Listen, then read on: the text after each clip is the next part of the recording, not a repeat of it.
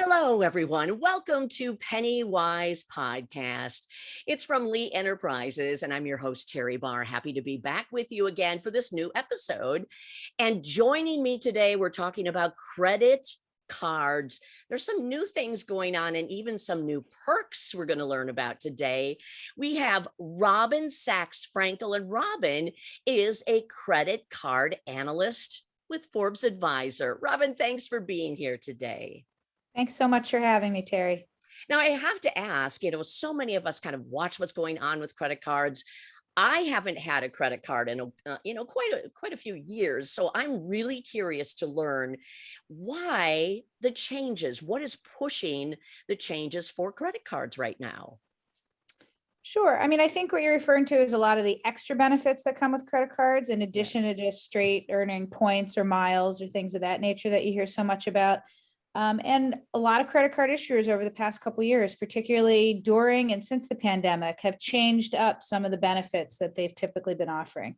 So I don't want to say it's not enough, but nowadays issuers are offering more than just cashback rewards or points and miles. A lot of credit cards, especially those premium travel cards, are offering things like cell phone insurance and monthly streaming credits to help pay for your digital subscriptions, and credits towards food delivery services, and credits towards workout subscriptions, and all kinds of things that were unheard of on credit cards a couple of years ago. No kidding, because you're right. We think about those sort of typical things that we always wanted or would get.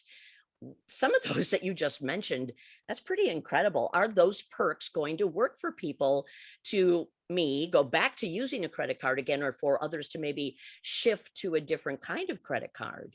Sure. You should never sign up for a credit card just for the extra perks, right? The main reason to choose a credit card would be if it aligns with your spending habits in a way that's going to reward you the most. For example, if you never fly, you don't need a credit card that offers high rewards on airline miles. And if you shop at the supermarket a lot, you should choose a card that offers high rewards at the supermarket. But that being said, there's multiple airline cards and there's multiple cards that give high rewards at supermarkets. So that's when you can start to take a look at some of the secondary benefits that come on a card. Why do you feel the shift is so important right now? Did people, I guess, during the pandemic, maybe not use their cards as much, or did credit card companies realize we need to step up our game a little bit here? Sure. I think it's a combination of both of those factors. Obviously, in the height of the pandemic, no one was traveling anywhere.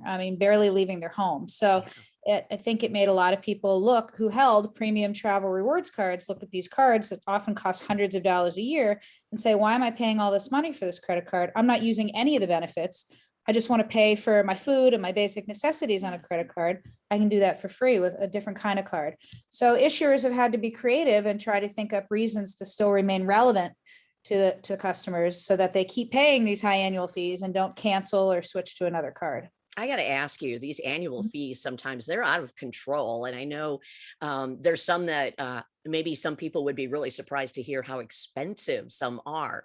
Do you suggest, if you really aren't in it for the perks, to just get away from some of those that have those huge fees? Sure. It's typically the fancy travel credit cards that come with the annual fees north of $500. If you don't travel much, then there's really no reason to spend that kind of money on a credit card, because some of the highlights of those types of cards are like airport lounge access and trip cancellation insurance and maybe a free check bag perk, or something very tied into the act of traveling, typically by plane. So in that case, it wouldn't make sense to pay hundreds of dollars a year for a card. But in some cases, even if they're not a travel card, it can absolutely make sense to pay an annual fee on a credit card. A good example I can think of is, I have 2 teenage boys and we go through a lot of food in my house. So I pay an annual fee to have a credit card that gives me extremely high rewards on my grocery shopping, right? There's a version of that card that pays also elevated rewards, but not as high, for no annual fee. But I did the math and I found out that by paying this under $100 annual fee on this particular supermarket card, I'm coming out ahead based on the higher rewards rate. Okay. So a little bit of homework can really pay off in this case. Absolutely. Yeah, it pays Yeah. to do the math for sure. Yeah. And, we mentioned we kind of rolled really fast through some of the newer perks that are coming out. Let's talk Mhm. a little bit more about some of those, because Sure. when you were mentioning those, I just sat here and thought, wow, I would never have ever thought that those would be included as a perk with a credit card. Mhm. Sure. So, I mean, one of the perks that we're seeing increasingly more and more on different credit cards is a cell phone protection perk. And there are different versions of that depending on the issuer and the type of credit card. But to me, that perk is a no-brainer. Everybody has a cell phone and everybody's dropped it at least once in their life. So repairing a cracked screen is usually around $100. And for many of these credit cards that come with the cell phone insurance, rather than you paying out of pocket every month through your cell phone provider, if you have this insurance, that's a level of protection you may not have, now you don't have to pay for it through your cell phone Right. provider. It's included with your card and it didn't cost you anything extra to get it. That is incredible. Okay. So they're getting smart with some of these things to actually help consumers in some ways.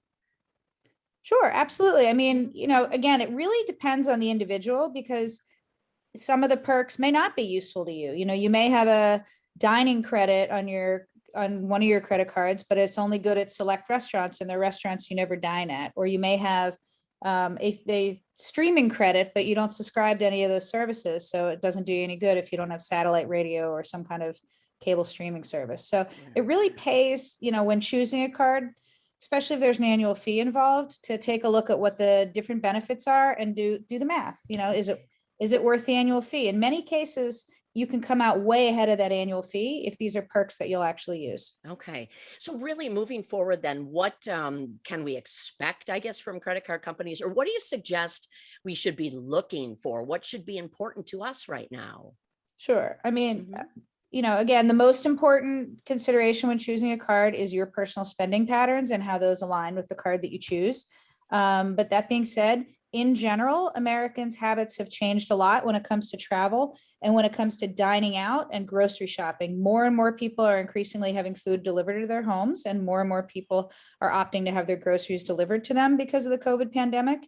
Right. So there are plenty of cards that offer that, or discounts or credits for those services, which is a very nice thing indeed. I mean, it's a free it's a free perk in that it wasn't something these cards previously offered and then they added it. So that's very useful. I would say that more and more issuers are going to be offering perks that are relevant to more people as opposed to just specific perks like airport lounge access that only appeals to people who fly. Okay, I love hearing that. So keep Mm. your eyes peeled for the thing that appeals to you. Do Mhm. your homework, as you said, do the money, subtracting, adding. And for someone like me, maybe new to the market again of credit cards, I just want something basic. What should I look for? Sure. I mean, for somebody who doesn't have the tolerance for looking at all these different categories that you could spend in, or someone who just wants to get started when it comes to credit card rewards, I always recommend a basic flat rate cashback card. And Ah, what I mean by that is a card that earns the same basic rate on all of your spending. There are a number of cards available right now that have no annual fee and will earn you 2% back on all your spending. So it's like a 2% discount every time you shop. Those wow. are very straightforward and simple to use. Okay. Any other bottom line, just for people that are thinking, all right, I have a credit card. I'm going to look around. I don't have a credit card, but I want one. Is there something that just we need to really keep at the forefront of this whole issue?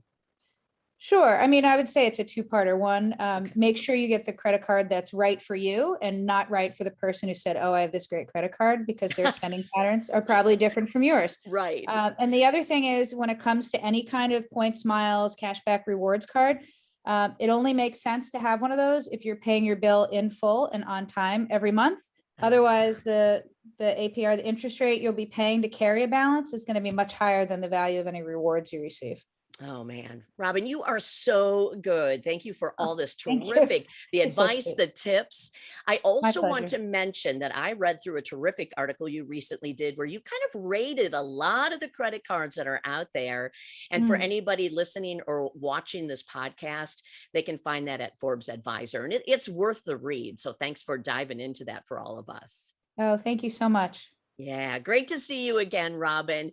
And You as again, well. that is Robin Saks Frankel. She is the credit card analyst with Forbes Advisor and our PennyWise podcast guest today. By the way, if you want to listen to any of our other PennyWise podcasts, you can find them wherever you like to listen to your podcast. Just follow along. New topic every single week for you. Robin, thank you again. I'm Teri Barr, and Thank for you. PennyWise and Lee Enterprises, thanks for listening.